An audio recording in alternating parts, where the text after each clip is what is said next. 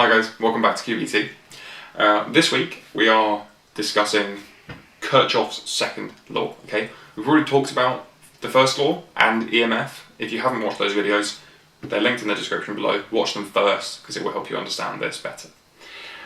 So what is Kirchhoff's second law? Effectively, what it states is that the sum of the electromotive force in a circuit is equal to the voltage in that closed loop. Okay, so it's an important law that we need to understand in order to determine how voltage is distributed in a parallel circuit. But yeah, instead of just me talking at you about it, why don't you check out this tutorial video that I've made for you, and hopefully that will help you understand how we apply Kirchhoff's second law. Okay, so let's talk about Kirchhoff's second law in a bit more detail. So the question says to state Kirchhoff's second law and to find the unknown value in the circuit shown. Okay, so this is the equation that summarizes Kirchhoff's second law, and it says that the sum of the EMFs in a circuit, the electromotive forces in a circuit, is equal to the sum of the voltages around that circuit within that closed loop. So effectively, from this equation we can deduce that the total energy transferred to the charges in a circuit, which is our EMF, is always equal to the total energy transferred from the charges as they move around the circuit, which is our voltage, right? And that's within a closed loop. So a closed loop could be, you could have more than one. You could have this, right, which would be one closed loop here, and then you could also have this, so you'd have that as a closed loop, right? So that's Kirchhoff's second law, and we can use that information to kind of figure out this question over here with this unknown x value. So we know that the sum of the electromotive force in this circuit will be equal to the sum of the voltages across the closed loop. So I suppose the first question that we need to ask ourselves is, what is the total EMF?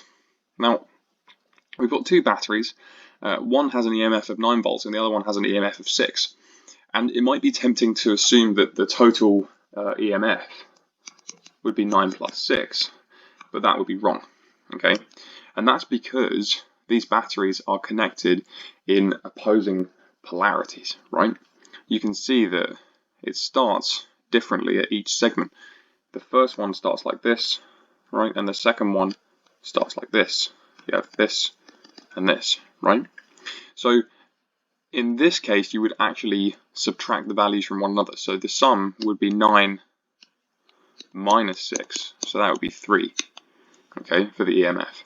If it was like this, and we had two cells and you had this, and then the other one was the same, right, this would be the same polarity, so we'd add them, but obviously this time we've got this, and we've got that connected with something that looks like this.